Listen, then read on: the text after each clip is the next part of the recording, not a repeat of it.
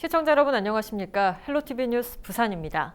재난지원금 잘 활용하고 계신가요? 부산에서는 중구가 조금 늦은 편이지만 신임 구청장 선출 이후에 1인당 10만 원씩의 생활 안정자금을 지급하고 있습니다. 각 구군을 비롯해 정부의 지원금 지급 정책은 소비 활성화로도 이어지고 있는 모습인데요. 모처럼 활기가 돌고 있는 지역 상권을 안수민 기자가 취재했습니다. 이른 아침부터 보수동 행정복지센터에 긴 줄이 늘어섰습니다. 최근 결정된 구청의 긴급 생활안정자금과 정부의 긴급 재난지원금까지 오프라인 신청이 시작되면서 주민들의 발길이 이어지고 있는 겁니다. 처음에는 안 준다 하더만은 받으니까 좋죠. 되지 없는 사람한테는 도움 많이 되지. 재난지원금은 그 구청장님 그 업무 추진비하고 저희 그 구청 간부들 업무 추진비를 좀 절감하고 그 행사성 경비를 또 절감하고 특히 그 우리 그 구의회에서 그 해외여행 가는 해외여행 연수 비용을 절감하여서 현금 지원 정책은 소비 활성화로도 이어지는 모양새입니다. 한산했던 전통시장은 다시 사람들로 북적이기 시작했습니다. 아무래도 그 지원금이 나오다 보니까 손님들이 이제 고기를 구매하러도 많이 오시고요. 또 구매 금액도 뭐 평소에 10,000원치 사가시던 분이 뭐 50,000원치 사가신다든지 이게 매출액에 좀 많이 도움이 있었습니다. 500, 600 팔다가 한 300, 200 이렇게 많이 떨어졌었거든요. 네, 많이 떨어졌는데 이제 정부 지원금이 나오고 카드로 이제 사람들이 많이 사용을 하시더라고요. 네, 그래서 지금은 예전하고 거의 비슷해졌어요. 다시 회복을 하시죠? 네, 회복되었고 거의 지금 매출도 좋아지고 저희도 신이 나서 지금 재밌게 장사하고 있어요. 지원금으로 촉발된 긍정적인 시장 변화가 지역 경제에 다시 활기를 찾아줄 수 있을 것이란 기대가 높아지고 있습니다. 헬로티비 뉴스 안수민입니다. 국내에서 코로나19 첫 확진자가 발생한 지 120여일이 지났습니다. 코로나19에 대해 사람들은 어떤 생각을 하고 그 생각은 어떻게 변화해 왔을까요? 썸트렌드의 소셜 빅데이터 분석을 통해 알아봅니다. 전현매 기자입니다. 네, 코로나19를 키워드로 넣고 검색해봤습니다. 연관어가 어떻게 변화했는지 살펴볼까요? 2월과 3월에는 코로나와 바이러스, 정부 등의 키워드에 이어 마스크가 눈에 띕니다. 한때 마스크 대란이라 불릴 정도로 몇 시간을 줄 서야 살 수 있고 그마저도 금방 매진돼서 빈손으로 발걸음을 돌리는 사람들이 많았죠. 모두 기억나실 겁니다. 2월 차트에는 신천지 키워드도 보이네요. 신천지 대구교회에서 국내 31번째 확진자가 나온 날이 2월 18일이었습니다. 그 후 지역으로 2차 감염이 진행되면서 그야말로 전국이 공황 상태에 빠졌었죠. 4월과 5월로 와볼까요? 네, 공적 마스크 오부제가 시작되면서 4월부터는 마스크 수급 상황이 안정화됐죠. 그러다 보니 방역으로 관심이 옮겨가기 시작했네요. 5월에는 방역 키워드가 2위까지 올라갔고요. 확진자 수가 줄면서 다시 일상으로 돌아갈 수 있다는 기대가 생기기 시작했고 생활 방역을 철저히 하자는 움직임이 일고 있었는데요. 그런데 이달 초 생활 속 거리 두기로 전환하자마자 이태원 클럽을 중심으로 확진자가 다시 급증하기 시작했습니다. 관련 키워드가 새롭게 등장한 게 보이시죠? 네, 이번엔 감성 연관어 변화를 살펴보겠습니다. 2월에는 바이러스가 빠르게 확산되는 상황을 주로 언급하면서 피해, 우려, 걱정 등의 부정적인 연관어가 함께 등장했습니다.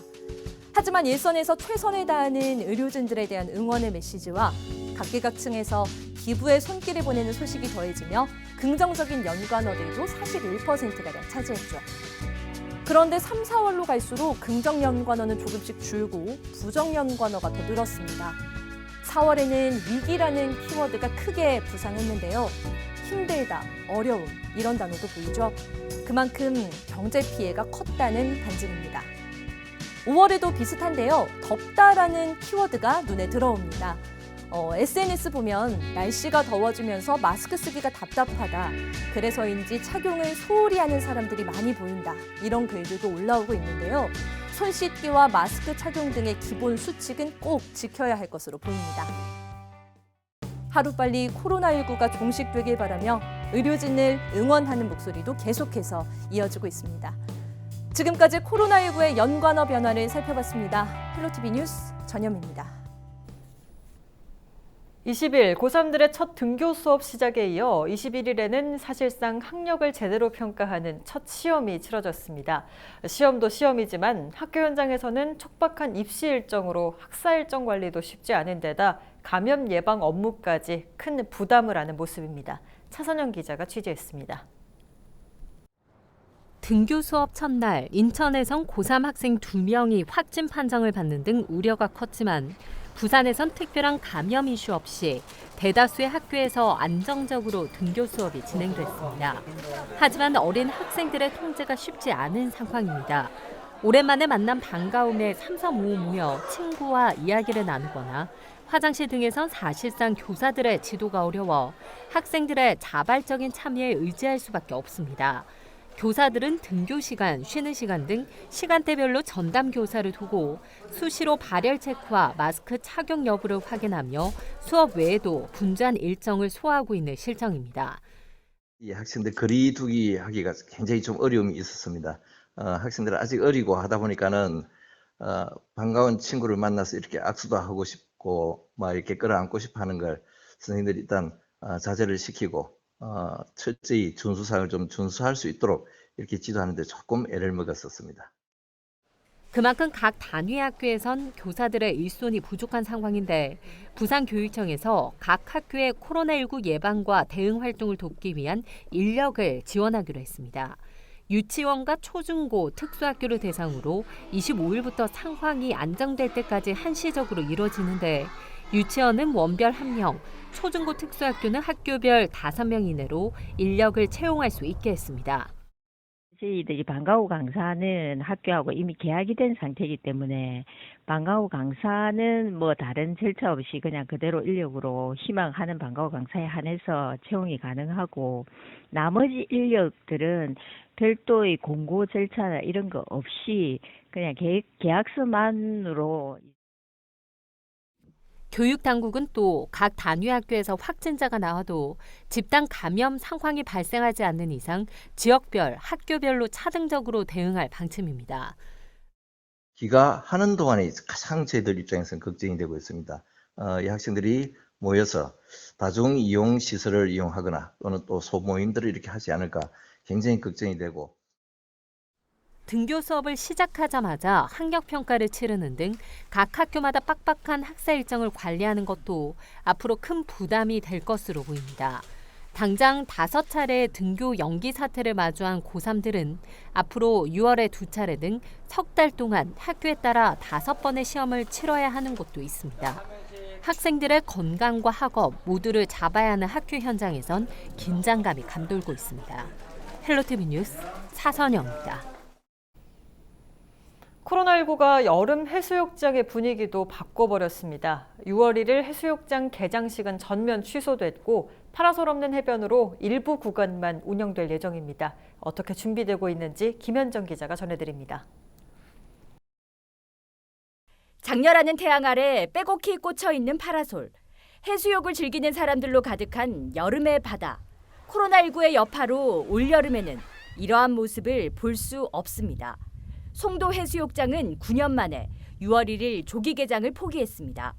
해운대와 송정 해수욕장은 일부 구간만 파라솔 없는 해변으로 운영할 계획입니다.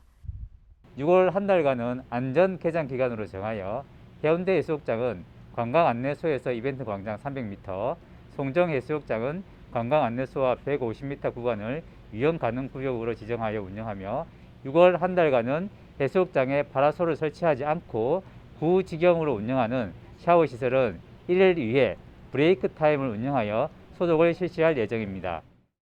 하지만 물놀이객들의 안전은 해수욕장 개장 시와 똑같이 관리됩니다. 소방수상구조대원 140여 명과 자원봉사자 300여 명은 오는 5월 29일부터 8월 31일까지 해수욕장에 배치됩니다. 119 수상구조대원의 역량 강화를 위한 수상 라이프가드 교육과 동력 레저기구 조종 면허 교육을 실시하고 유능한 자원봉사자들을 모집하여 해수욕장 안전관리에 차질이 없도록 하겠습니다. 해수욕장에서도 코로나 감염 방지를 위한 예방 수칙과 행동 지침을 준수하여 주시기 바랍니다.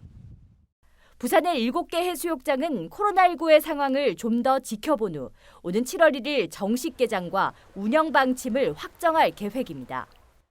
물놀이 안전과 코로나19에 대한 대책을 함께 준비해야 하는 해수욕장. 달라진 해수욕장의 풍경만큼 이용객들의 예방수칙 준수도 그 어느 때보다 중요합니다. 헬로티비 뉴스 김현정입니다. 지난해 발생한 동구의 지역화폐 이바구페이의 인기가 날로 높아지고 있습니다. 벌써 100억 원이 넘는 돈이 지역에서 쓰였는데요. 동구청은 70억 원을 추가 발행하기로 결정했습니다. 코로나19로 인한 경기 침체 극복에 더 힘이 될 것이라는 분석이 나옵니다. 보도에 김한식 기자입니다. 동구의 한 전통시장 정육점. 손님이 주문한 고기를 받아들고 계산을 위해 카드를 건넵니다. 지역화폐 이바구페이입니다. 결제와 동시에 할인을 받을 수 있는 데다 지역 경제를 살리는 데 보탬이 되는 2마리 토끼를 잡을 수 있어 주민들의 활용도도 높습니다. 힘드시고 이런데 이런 거 선물로 해서 살릴 수 있어서 경제를 좀 살리고 이러는데 좋은 것 같아서 포인트도 이렇게 쓸 수 있으니까. 이 같은 적극적인 소비는 소상공인들의 피부에 곧바로 와닿습니다. 이바구페이가 없던 1년여 전과 달리 지금 소상공인들의 가게에는 손님들의 발길이 부쩍 늘었습니다. 전체 매출에서 60% 이상 매출도 올랐고요. 이바구페이로 대체적으로 많이 하세요. 80%가량. 그러니까 한 20명이면 한 16명 정도는. 지난해부터 올해 5월까지 발행된 이바구페이는 모두 200억 원으로 현재 130억 원가량이 지역에 풀렸습니다. 이 가운데 전통시장과 식당, 가게 등에서 40% 넘게 사용된 것으로 나타났습니다. 특히 사용자가 줄어 줄줄이 폐업하는 동네 목욕탕과 미용실의 이용이 늘어난 것으로 분석됐습니다. 여기에다 동구청은 코로나19 긴급생활지원금 등을 이바구페이로 지급하며 올해 목표액 100억 원에 70억 원을 추가로 발행했습니다. 그만큼 지역경제 활력으로 이어지는 선순환이 기대되는 것입니다. 170억 규모로 확대 발행하기로 했고 그 돈들이 고스란히 지역 화폐인 만큼 지역에 이렇게 수익에 되어서 지역 경제의 선순환 효과를. 동구는 오는 7월까지 이바구페이 인센티브 10% 추가 지급을 연장하기로 했습니다. 또 부산시로 지급되던 지역화폐 정부 지원금을 기초단체가 바로 수령할 수 있도록 행정안전부에 직접 지급을 요청했습니다. 헬로티비 뉴스 김한식입니다.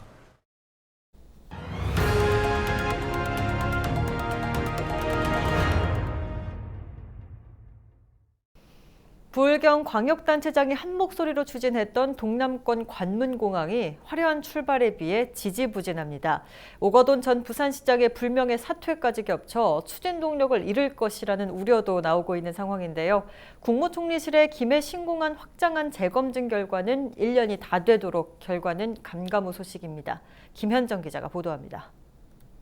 국무총리실의 최종 결정을 통해 문재인 대통령의 공약인 유사시 인천공항을 대체할 수 있는 24시간 안전한 동남권 관문공항을 조속히 건설하여 동남권을 넘어 대한민국 전체가 번영의 길로 나아갈 수 있도록. 당초 국토부의 김해 신공항 확장안에 강력 반발하며 제3지역 동남권 관문공항을 추진했던 오 전 시장. 민선 7기가 시작되고 울산과 경남 광역단체장과 한 목소리로 추진했던 역점 사업입니다. 이를 위해 부산시는 동남권 관문공항과 관련해 전국 여론 형성 사업에 16억 원 등 모두 26억 원의 긴급 추경 예산까지 쏟아부었습니다. 그 결과 지난해 6월 당초 김해 신공항 확장안을 국무총리실에서 재검증하도록 하는 방안을 이끌어냈습니다. 하지만 이후 1년 가까이 지났지만 총리실 재검증의 결과는 감감무소식입니다. 여기에 오거돈 전 시장의 불명예 사퇴까지 엎친 데 덮친 격입니다. 하지만 부산시는 긍정적으로 보고 있습니다. 좀 더 객관적으로 이 문제를 해결하게 되어서 네. 더 잘 됐다고 생각을 합니다. 그래서 저희는 먼저 빠른 시일 내에 이제 공정하고 객관적인 검증 결과가 나옴으로써 김해 신공항 가지고는 안 되겠다. 새로운 공항이 있어야 되겠다는 결론이 도출될 수 있도록. 정치적 판단보다 지역 발전이 우선돼야 한다는 입장입니다. 어떤 그 동남권 최대 사업이기 때문에 이런 어떤 검증 작업은 이제 아주 국익 차원에서 객관적이고 중립적으로 이제 결과가 나와야 된다. 네. 어떤 정치적인 판단에 휘둘리지 않고 총리실에서 그거를 좀 과연 제대로 해줄 것인가. 정세균 국무총리는 부울경 민주당 당선인과의 면담에서 조속히 결론 내겠다는 입장을 밝혔습니다. 김해신공항 검증 결과는 빠르면 다음 달 발표될 것으로 전망됩니다. 힘찬 시동을 걸었던 오거돈 전 시장이 빠진 동남권 관문공항이 어떠한 결론을 낳을지 끝까지 지켜봐야겠습니다. 헬로티비 뉴스 김현정입니다. 매번 선거철이면 중구에서 빠지지 않고 나오는 공약 중 하나가 용두산 공영주차장 부지 재개발입니다. 그 방향성이 어떠하든 그만큼 새로운 활용 방안을 찾는 게 지역의 수건 사업이라고 볼 수 있는데요. 중구가 지난해부터 부지 개발 방안을 모색하기 위해 나서고 있지만 부산시 의견 차로 재개발은 요원한 상황입니다. 보도에 안수민 기자입니다. 중구 도심의 일명 노른자 땅이라 불리는 용두산 공영주차장 부지. 사실상 지역의 마지막 남은 개발이 가능한 부지이자 번화가나 지역 관광지와의 인접성, 북항 재개발과의 연계성 등으로 활용 가치가 높게 평가됩니다. 하지만 8,100여 제곱미터에 달하는 부지는 현재 단순 주차장의 역할만 하고 있습니다. 지역에서는 보다 효율적인 활용 방안을 찾기 위한 재개발 요구가 수년째 이어지고 있습니다.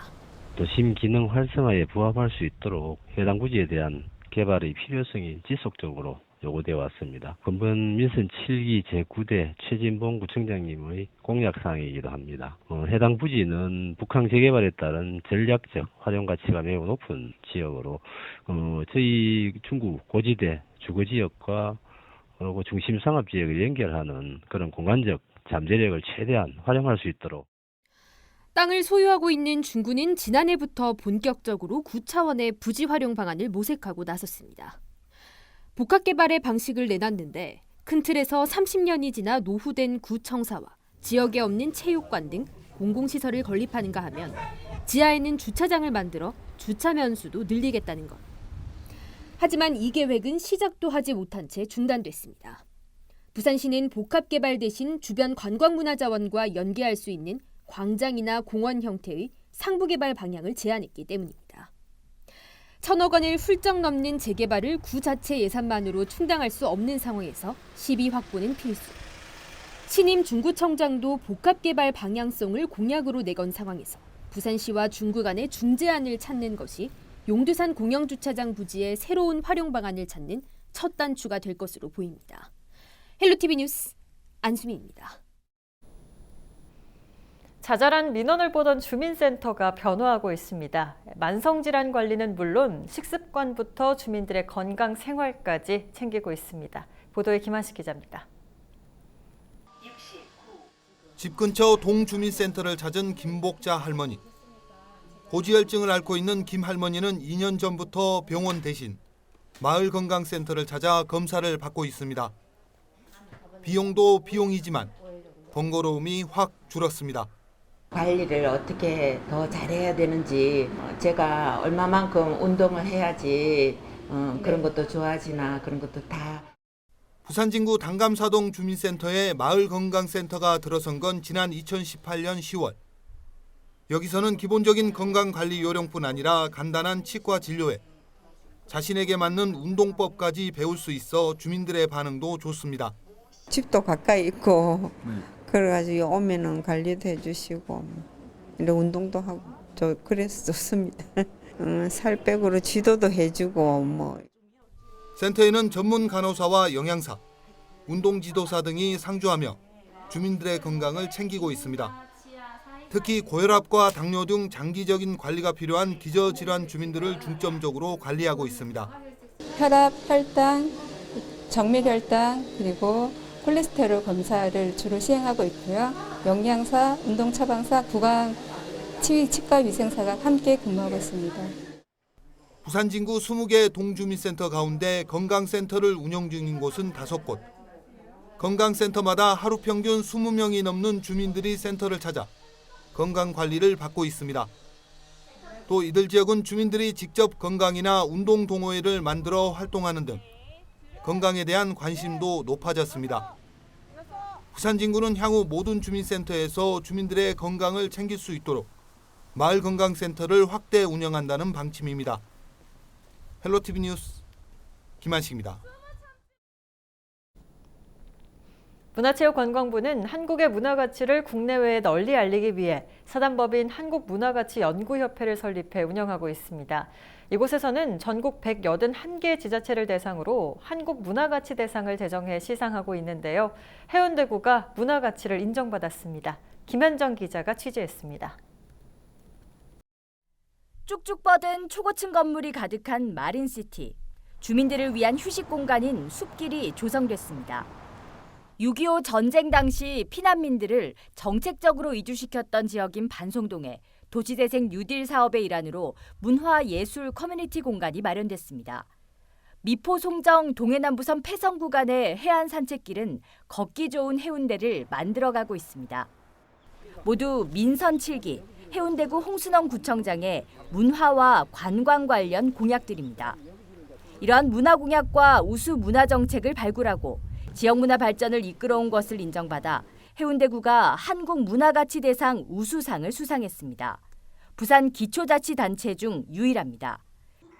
우리 해운대는 관광문화도시로서 옛날부터 특구로 지정이 되고 그러한 기본 바탕 하에서 지역별로 특화 사업들을 그동안 많이 해왔습니다. 과거 역사를 현재의 문화로 만들고 현재의 문화를 미래의 문화로 엮어가는 이런 것들을 우리는 해운대구는 만들어내야 되지 않나. 해운대구는 또 송정 옛길과 장산 허리둘레길도 새로 단장하며 걷기 좋은 해운대의 문화를 완성해가고 있습니다. 더불어 해수욕장과 장산, 수영강, 온천까지 품은 이른바 사포지향의 역사 관광 콘텐츠를 확대해 나갈 계획입니다. 헬로티비 뉴스 김현정입니다. 부산 지역 중소기업 5곳 가운데 4곳이 코로나19로 매출이 줄어드는 등 피해를 본 것으로 조사됐습니다. 중소기업 중앙회 부산지역본부가 최근 중소기업 165곳을 대상으로 코로나19 피해 실태를 조사한 결과 80.6%가 피해를 봤다고 답했습니다. 제조업체와 비제조업체 모두 내수 위축에 따른 매출 감소와 운영자금 부족 및 자금 압박을 가장 큰 피해 사례로 꼽았습니다. 또 지역 중소기업에 필요한 지원책으로는 중소기업 소득세와 법인세율 인하가 가장 많았고 고용유지 지원금 확대, 특별고용 지원 업종 확대 등의 요구도 있었습니다. 지난 2월 코로나19 확산에 따라 연기됐던 부산교통공사 채용시험이 오는 7월 5일 실시됩니다. 부산교통공사는 사회적 거리두기가 지난 6일부터 생활 속 거리두기로 전환됨에 따라 신규 채용 필기 시험을 7월 5일 실시하기로 하고 다음 주 인사위원회를 거쳐 후속 일정을 확정할 방침입니다. 교통공사 측은 670명 채용에 2만 8천여 명이 지원한 역대 최대 규모의 시험인 만큼 응시자들의 안전한 시험 진행에 힘을 쏟겠다고 밝혔습니다. 부산해양경찰서가 수상레저 활동 중 발생할 수 있는 안전사고를 막기 위해 오는 10월까지 안전관리 예방 활동을 강화합니다. 해경은 수상레저 주요 활동지와 사고 다발 지역에 파출소와 경비함정을 동원해 주요 위반 행위를 집중 단속할 방침입니다. 최근 3년간 수상레저 활동 안전사고는 모두 214건으로 5월에서 10월 사이가 68%를 차지했습니다. 사고 원인으로는 기관 정비 불량이 41%, 운항 부주의 20%, 조종 미숙 16% 등으로 나타났습니다. 부산시는 양성평등 주간을 기념하기 위해 제22회 부산 여성상 후보자 추천을 받습니다. 부산 여성상은 여성 사회 참여 확대와 지위 향상을 위해 지난 1999년부터 해마다 한두 명을 선정해 시상하고 있습니다. 자격 요건은 부산시에 5년 이상 계속 거주하며 양성평등 사회 구현과 여성 권익 증진, 지역사회 발전에 헌신한 여성입니다. 접수 기간은 다음 달 15일까지며 부산시는 9월 첫째 주 양성평등 주간 기념행사에서 상패를 수여할 예정입니다.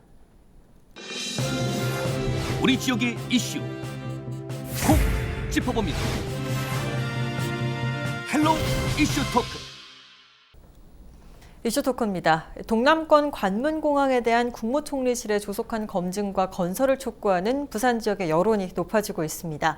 하지만 총리실 재검증 작업이 6개월 동안 결론을 내지 못한 데다 부산 시장직의 공백으로 동남권 관문공항이 추진력을 상실하는 것 아니냐 이런 우려도 나오고 있는 상황인데요. 총리실 검증 결과 발표가 다음 달로 예정된 만큼 관문공항의 향방에 대해 이야기 나눠보도록 하겠습니다. 신공항 교수회의 박영강 공동대표, 동아대학교 행정학과 한세혁 교수 함께합니다. 현재 스튜디오에 나와 있습니다. 안녕하십니까? 네, 반갑습니다. 네, 반갑습니다. 네, 오늘은 이 동남권 관문공항의 추진 상황 또 앞으로의 방향성에 대한 이야기를 좀 나눠보도록 할 텐데요. 우선 이 관문공항의 필요성에 대해서 먼저 좀 짚어주시죠. 예, 우리나라 같은 경우에 진짜 균형 발전이라는 게 너무 상당히 동떨어진 현상이 많았습니다. 네. 이게 불균형 발전된 거죠. 서울 수도권 중심으로요. 그 중에 하나가 이 공항에 관련된 부분인데요. 예. 너무 일국 중심의 수도권 중심으로 되어 있기 때문에 여러 가지 측면에서 지방에 사는 사람들이 불이익이 많습니다. 어떤 박탈감도 느끼고요. 네. 그런 것들 어떻게 보면 통합도 저해돼서 사실 관문공항은 왜 필요하냐? 국가균형 발전을 위해서 필요하고요. 또 하나는 이제 더 나아가서 이게 사회 통합을 위해서 또 격차 해소 이런 점에서 필요하다라고 말씀드릴 수 있을 것 같습니다. 네. 지역민들 특히 이제 동남권 사는 사람들이 겪는 어떤 불이익이랄까요? 보면은 이 비용적인 측면에서요. 네. 시간도 그렇고요. 그러니까 부산연구원이 이제 2000년부터 계속 이제 항공 수요 조사를 했거든요. 거기 보면은 2018년 기준으로 봤을 때 약 570만 명이 이를 정도로 인천공항을 이용하는 사람들이요. 네. 그 사람들이 교통비만 약 6,400억. 그리고 시간에 관련된 비용까지 합치면은 1조 2천억입니다. 이게 한 해만 그렇다니까 이거를 만약에 오랜 기간 동안 합치면은 또 앞으로 예상되는 비용까지 감안한다면은 약 한 7조 4천억이요. 향후 6년간. 네. 그러니까 상당히 경제적인 어떤 비용이 손해가 뭐 기비용도 이제 다 포함하면 더 크겠죠. 네. 이런 것이 이제 이 부울경에 사는 사람들이 더 많게 소요된다고 합니다. 예컨대 뭐 외국에 갔다 오는 어떤 부울경 주민들은요, 사실 인천공항 거쳐서 오기 때문에 맞습니다. 비행기를 한 번 더 타야 되고 네. 더 기다려야 되고요. 시간도 오래 걸리고. 그렇습니다. 만약에 이제 시간이 안 맞을 경우에는 하루 또 자고 와야 되는 네. 그런 어떤 불이익 같은 거를 느꼈거든요. 네. 지난번 아세안 특별 정상회의 때도 10개국 정상 대표들도 모두 전부 다 이렇게 이제 관문공항이 없어서 인천공항을 경유해서 이제 왔고요. 뭐 이처럼 이제 화물도 마찬가지고요. 화물도 어떻게 보면은 항공 수출입의 약 27만 톤이 네. 김해공항에서 이제 처리할 수 있는 건은 거기서 약 3.6% 미만이라 합니다. 이 동남권 관문공항 건설 같은 경우는 오거돈 전 부산시장이 좀 핵심 그런 정책으로 내놓았던 사업이기도 한데요. 아무래도 이 오 전 시장의 사태로 부산시장에 공백이 생기면서 이 부분이 추진 동력을 잃는 것 아니냐 이런 우려는 계속해서 나오고 있습니다. 이 부분에 대해서는 어떻게 생각하시는지 두 분의 의견을 좀 듣고 싶습니다. 굉장히 큰 충격인데요. 네. 그렇지만 이제 추진 동력의 문제 같은 걸 보면 이게 부산시가 오랫동안 추진해온 사업이기 때문에 뭐 어느 한 시장이 요구된다 해서 흔들리는 사업은 아니라 보여집니다. 우리 경남지사나 울산시장도 합류를 했고 네. 또 민주당 부울경 국회의원들도 굉장히 강력하게 지지를 하고 있으니까 사업 자체는 흔들림이 없고 지금 검증 과정에서는 이미 시작이 되고 준비를 다 하고 사퇴를 했으니까 문제가 적습니다만은 검증 이유가 사실 좀 걱정입니다. 예를 들어서 뭐 그럴 일은 없겠지만 경남지사나 울산시장이 뭐 이렇게 가덕도 관련 다른 쪽에 대안을 제시하기라도 한다면 당장 부산시는 그런 내용이 정치력이나 협상력이 없으니까 굉장히 어려움에 처하지 않을까. 또 후속적으로 정부의 교섭 문제 이런 측면에서도 문제가 있을 거니까 검증 이유가 저는 사실 걱정된다고 여기십니다. 사업 자체가 뭐 크게 흔들릴 일은 없겠지만 검증 이후에 뭐 정부의 그런 방침이라든지 울산이나 경남의 향방에 대해서 좀 그렇습니다. 우려스럽다라는 말씀해 주셨는데요. 교수님께서도 어떻게 생각하고 계신지 말씀 부탁드립니다. 어떻게 보면 국토부에서도 입장이 뭐 개인적인 측면에서 오 시장이 전 시장이 뭐 어떤 불명예 퇴진했다 하더라도 거기에 대해서 영향을 받지 않고 판단하겠다는 입장을 이제 발표했습니다. 그게 바람직한 방법이긴 합니다. 또 중립적인 입장에서요. 근데 어떻게 보면은 저는 뭐 개인적인 얘기지만은 특히 이제 공무원들, 특히 이제 국토부 관계자들은 어떻게 보면 어떤 정치적인 그런 어떤 오해를 받지 않기 위해서 나름대로 어떤 신경을 쓸 것인데 그게 다른 측면에서 보면은 상당히 몸 살릴 겁니다. 그래서 일단 국토부 입장에서는 이전에 입장이 이제 정해졌지 않습니까? 네. 신고 확정하는 거로. 예, 맞습니다. 그래서 그렇기 때문에 막 그런 입장을 또 조심스럽게 이제 밝힐 수 어려운 입장이고, 그래서 네. 상당히 좀 어떻게 보면 검증 과정을 하여튼 객관적이고 중립적인 입장에서 하겠다는 그런 것 좀 필요를 했는데요. 자기네 입장이 이미 정해졌다고 저는 판단돼요. 네, 네. 그래서 중요한 것은 이제 이게 문재인 대통령이 대통령 공약 상황이고요. 그리고 이제 부울경 단체장도 아까 우리 교수님 말씀하신 것처럼 어떤 그 동남권 최대 사업이기 때문에 이러한 어떤 검증 작업은 이제 아주 국익 차원에서 객관적이고 중립적으로 진짜 결과가 나와야 된다. 네. 어떤 정치적인 판단에 휘둘리지 않고 총리실에서 그거를 좀 과연 제대로 해줄 것인가 상당히 좀 약간 좀 우려되긴 하지만요. 네, 네. 그래도 한 점 의혹이 없이 진짜 그야말로 정치적인 판단 배제한 상태에서 하는 것이 가장 바람직하지 않겠나 생각이 듭니다. 국가적인 차원에서 생각해서 올바른 판단을 내려야 된다라는 예. 말씀 해주셨습니다.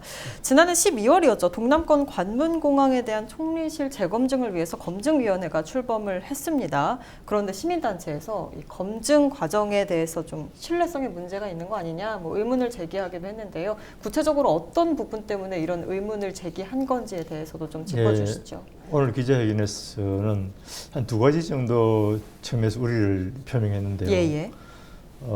우리 총리실의 검증에 관해서는 총리 훈령이 있습니다. 거기 보면 2가지가 크게 이제 2가지를 다루게 되는데요. 하나는 동남권 관문공항이라는 것이 무엇인가에 대한 요건에 대한 해석을 하고 결정을 하는 것을 검증위원회가 하도록 의무를 부여하고 있습니다. 네. 그 다음은 이제 김해 신공항이 과연 그러면 그런 요건에 맞는가? 4개 분야 14개 항목을 구분해가지고 세세하게 평가를 한다는 것이죠. 네. 그런데 문제는 동남권 관문공항이라는 것에 대해서는 문 대통령이 2017년에 인천공항 재난 시 대체 가능한 공항이라고 언급한 이후에 예. 구체적으로 해석을 한 바가 없습니다. 그럼 그 정책 제안자인 대통령이 더 이상 아무 말을 하지 않으면서 내 말에 대한 해석을 전문가 너희들이 해내라 한다면 그건 굉장히 곤란하다 이겁니다. 네네. 그래서 부울경이 지금 해석을 했습니다. 검증 준비를 하면서 우리가 생각하는 관문공항은 이러이러한 것이니까 이걸 요건으로 삼아달라 말하고 있고 국토부는 그게 아니다. 관문공항이라는 것은 이 정도 것이다 해서 부울경과 국토부와의 관문공항에 대한 인식 차이가 큰 거예요. 그렇죠. 그럼 그걸 지금 전문가들이 그 결정을 해야 되는데 네네. 그에 대해서 문제가 있다는 겁니다. 정책 제안자인 대통령께서 또 총리실 검증도 대통령이 지시한 거 아니겠습니까? 그렇죠. 그렇다면 구체적으로 내가 생각하는 관문공항은 이러이러한 것이니까 그것을 요건을 좀 정리해라든지 이렇게 정도 좀 세부적인 지침이 있어야 되는데 그게 없이 지금 되니까 굉장히 그 검증위원들이 눈치를 보게 되는데 누구 눈치를 보고 있는가? 저는 생각에 대통령보다는 국토부의 눈치를 더 많이 보지 않을까. 왜냐하면 정권은 유한하고 관료는 무한한 것입니다. 네네네. 그래서 그 입장을 표명하고 있고요. 예예. 그다음에 총리실에서 지금 검증단을 하고 있는데 4개 분야 14개 쟁점에 대해서 검토를 하는데 4개 분야로 칩시다. 예.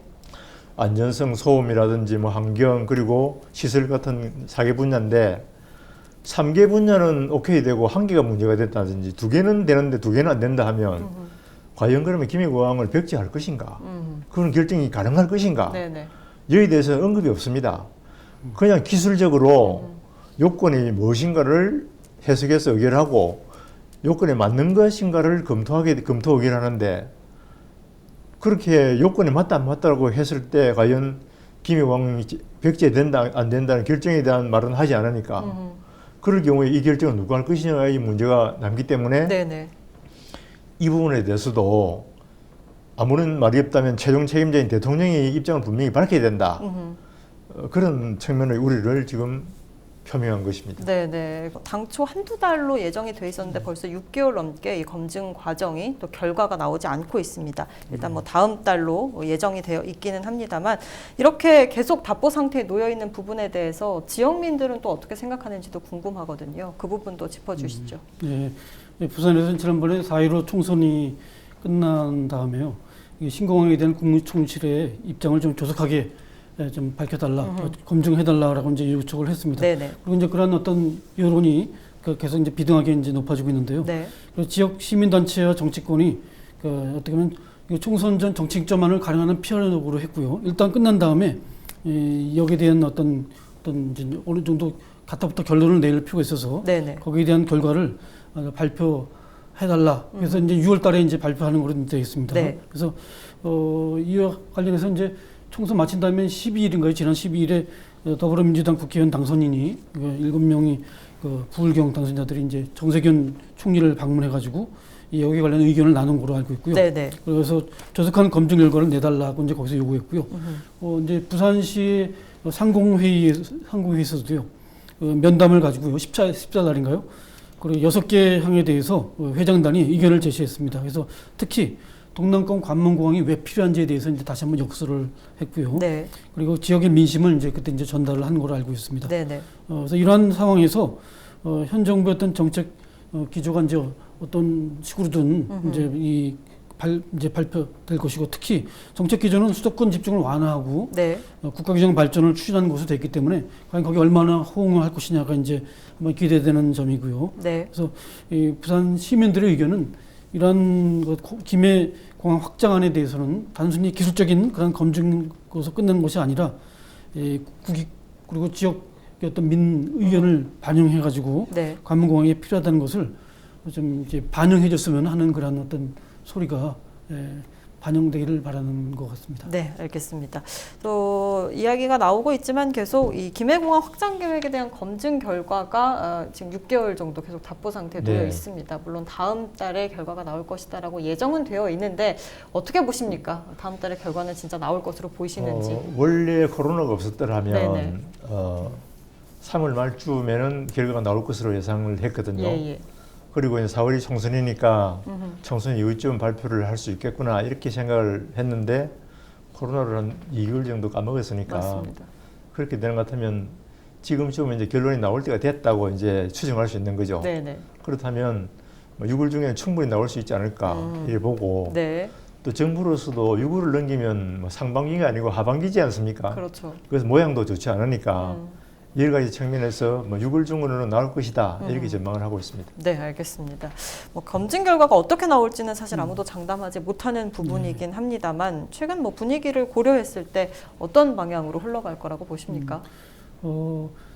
저는 의제만 있다면은 저는 6월 달에 그래서 상반기에 내는 것이 좋겠다는 생각입니다. 왜냐하면은 계속 이런 의견들이 엇갈리고 있고 이게 어떻게 보면 어떤 정치 쟁점화 되면은 어떤 국론 분열로도 좀 비칠 수 있기 때문에 이 정치권에서 이미 결정한 부분에 대해서 특히 약속한 부분에 대해서는 좀 신의를 갖고 지켜서 좀 그런 방향으로 결론 내는 것이 바람직하지 않겠나라는 생각을 해볼 수 있을 것 같습니다. 그러니까 김해 신공항의 확장안에 대해서는 그럼 어떻게 생각을 하고 계신가요?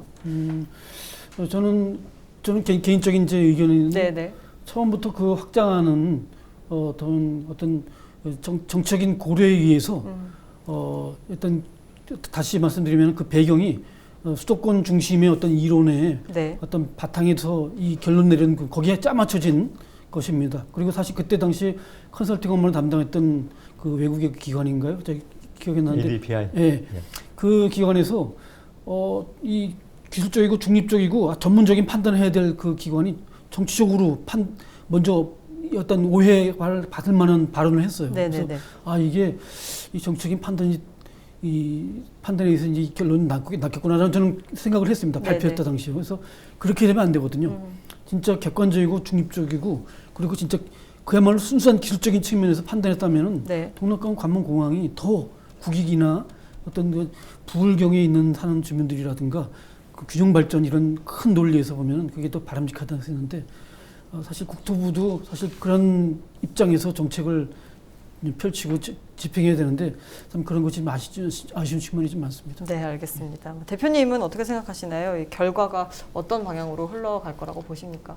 저는 결과가 우리 부울경의 긍정적인 쪽으로 날 거라 이렇게 기대하고 있습니다. 네네. 또 예상도 하고 있고요. 우리 부울경에서는 과거 검증 전에 6개월에 걸쳐 가지고 김해 신공항에 대한 것을 분야별로 검증을 하고 저도 그때 검증위원으로 참여해서 전 과정을 세세하게 지켜보고 또 보고서를 작성하는 전 과정에서 자구 수정을 하는 모든 부분에 관여를 했습니다. 네네. 하면서 그 문제점이 생각보다 많다는 것을 확인했기 때문에 네. 검증위원들이 그런 문제를 파악했다면 결코 이것을 감옥공에 적합하다고 말하지는 않을 것이다. 그런 그 확신을 가지고 있습니다. 네네. 그래서 저는 우리 불경에 긍정적인 결론이 나지 않을까 이렇게 예상을 하고 있습니다. 이미 문제점은 뭐 검증을 통해서 또 확인을 통해서 확인이 된 바이기 때문에 불경의 긍정적인 측면으로 결론이 나지 않을까라는 이야기를 해주셨습니다. 그러면은 뭐 결론이 어떻게 나든 사실 후속 절차에 대한 대비가 좀 필요하다라는 생각이 드는데요. 어떤 부분이 좀 필요하다고 보십니까? 예, 이게 총리에서 이제 검증이 난다 하더라도 아마 그때부터 시작입니다. 맞습니다. 본격적으로 이제 거쳐야 될, 넘어야 될 그런 과정과 어떤 그런 산울이 비었는데요. 그만큼 험난한 과정이긴 한데 저는 의견으로 제시한다면은 이러한 것들을 좀 예측 가능하게 진행될 수 있도록 하기 위해서 어떤 법적인 어떤 제도화가 필요하지 않나 생각이 듭니다. 그래서 검증 후속 절차는 이제 그 결론에 대해서 그동안 너무 질질 끌어왔기 때문에 이제는 이제 그걸로 인한 어떤 낭비를 방지하기 위해서 이 법적인 그러니까 얘기가 많이 나온 부분이긴 한데요. 동남권 신공항 특별법 제정 뭐 이런 어떤 전문가들 사이에서 이런 부분들이 많이 좀 제시가 됐습니다. 그래서 이 신공항 건설 운영 자금 조달에 참여하는 기업에 대한 재투자 의무화 예컨대 아마 이 공항 건설하면은 거기에 관련된 어떤 사업자들이 아마 수도권 중심으로 이제 업자들이 많이 올 몰릴 겁니다. 것이죠. 그러면은 많은 경우 그렇습니다. 지역에 있는 기업들이 대부분이 지역에 있는 사업자들이 대부분 어떤 여기서 돈만 거쳐가고 서울로 가는 경우가 많이 있거든요. 그래서 이번에는 그런 거를 좀 지역으로 이게 투자될 수 있도록 하는 방향으로 하고요. 신설 운영 참여 기업의 어떤 경쟁 입찰, 뭐 어떤 통제 강화 등 이 아마 그런 부분에 있어서도 우리 박 교수님께서 이제 그쪽 전문적으로 이제 하셨기 때문에 아마 이제 그 말씀이 있으신데 저는 동남권 신공항 특별법 제정을 통해서 앞으로 투명하고 예측 가능하게 이 검증 이후에 후속 절차를 진행하는 것이 가장 바람직한 어떤 효과적인 방법이 되지 않을까 생각합니다. 앞으로의 방향을 위해서는 동남권 신공항 특별법이 좀 미리 좀 제정이 돼야 된다라는 말씀해 주셨습니다. 대변인께도 같은 질문 드리겠습니다. 한 교수님께서 뭐 좋은 말씀해 주셨는데 좀 보완을 해본다 하면 우리가 지금 김해공항이 만약에 백제된다는 것을 전제하고 말씀 지금 나누고 있는 거죠. 그럴 경우는 이제 왜 가덕도인가 하는 논리가 필요한 것 같아요. 지난번에는 우리가 밀양과 가덕도 둘 중에서 대안을 선택을 했는데 이번에는 가덕도만을 대상으로 검증을 해야 되니까 왜 가덕도인가에 대한 논리를 제시를 할 수 있어야 되고 둘째는 가덕도에도 대안이 여러 개가 있습니다. 예를 들어서 2016년에 우리가 평가를 받을 때는 가덕도는 동서할주로를 제시했거든요. 그래서 그게 비용이 좀 많이 든다고 생각하니까 김해가 지금 한 7조 원 가량 들거든요. 그때 이제 동서할주로는 7조 4천억이 견적이 나왔어요. 그런데 그 비용을 좀 줄이려 하니까 남북할주로도 좋겠다는 새로운 대안이 나와가지고 부산시가 그걸 또 검토를 하고 있습니다. 그래서 부산시가 자체적으로 어떤 대안이 좋을 것인가에 대해서 좀 구체적인 할주로 방향도 결정해야 될 문제도 있습니다. 그 절차도 굉장히 문제가 있는데요. 김해공항이 지금 이렇게 재검토가 되는 것은 그전에 절차가 2016년도에 그 사타라 부르는 사전 타당성 조사 이후에 예타라든지 혹은 기본 계획을 수립하는 과정이 2년이 걸렸거든요. 2년이 걸리면서 지금 계획이 번복됐거든요. 우리도 똑같이 또 이런 절차를 밟아야 될 것인가? 이런 문제 때문에 최소한 예타는 면제돼야 된다든지 예타는 기본 계획을 면제하면 바로 이렇게 결정만 하면 실시 단계로 들어갈 수 있거든요. 그래서 우리가 어떻게 하든지 가덕도 신공항은 2030년에 엑스포가 열린다고 생각해 보면 그 이전 빠르면 한 2028년까지 정도는 만들어져야 재기능을 할 수 있다고 보거든요. 그런 시간에 맞춰서 하는 문제. 이제 마지막으로 한 교수님 말씀하셨듯이 지금 인천은 공항공사가 별도로 분리되어 있지 않습니까? 그렇죠. 그런데 우리가 한국공항공사 소속으로 그대로 할 것인지 아니면 그 별도의 그 공사로서 뭐 부산공항공사를 설립할 것인지 이런 문제도 지금 앞으로 논의가 돼야 될 후속적인 절차로 생각됩니다. 네, 알겠습니다. 이 김해신공항 확장안 재검증 결과 발표가 다음 달로 예정이 된 만큼 동남권 신공항에 대한 목소리가 좀 높아지고 있습니다. 결론이 어떻게 날지는 아직 모르는 상황이지만 모쪼록 정치적인 계획 없이 국익을 위해서 올바른 방향으로 결론이 났으면 좋겠습니다. 이슈토크 오늘 여기서 마칩니다. 고맙습니다.